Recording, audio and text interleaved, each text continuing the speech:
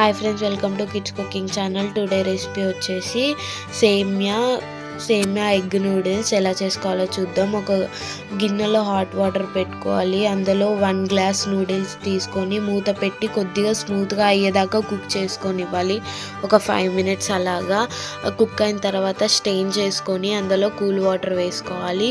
ఇంకా స్టిక్ అవుతుంది అనిపిస్తే దానికి ఆయిల్ రాసి కూడా పక్కన పెట్టుకోవచ్చు, లేట్ అవుతుంది అనుకుంటే.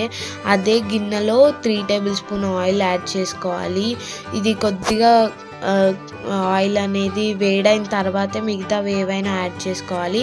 కొద్దిగా వేడైన తర్వాత పోపు గింజలు, పచ్చిమిరపకాయలు ఒక 5 తీసుకున్న, కరివేపాకు, అల్లం వెల్లుల్లి పేస్ట్. ఇది బాగా ఫ్రై అవ్వాలి. అల్లం వెల్లుల్లి పేస్ట్ పచ్చివాసన పోయేదాకా ఫ్రై చేసుకోవాలన్నమాట నీట్గా. ఇవన్నీ మీకు తగినంతనే యాడ్ చేసుకోండి ఏవైనా. ఇప్పుడు ఎగ్స్ ఒక 3 తీసుకోవాలి. 3 ఎగ్స్. దీని ప్రాసెస్ అంతా నూడిల్స్ ఎలా చేస్తామో అలాగే ఉంటుంది, కాకపోతే డిఫరెంట్ ఏంటంటే సేమియా వేస్తున్నాం అంతే, కానీ చాలా బాగుంటుంది. ఎగ్ వేసిన తర్వాత ఎమ్మటే ఇట్లా కలిపేయకూడదు.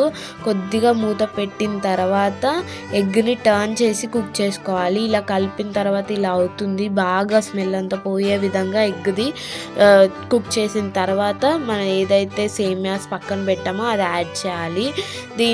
దీన్ని బాగా మిక్స్ చేయాలి, ఎగ్ అంతా దీంట్లో కలిసే విధంగా.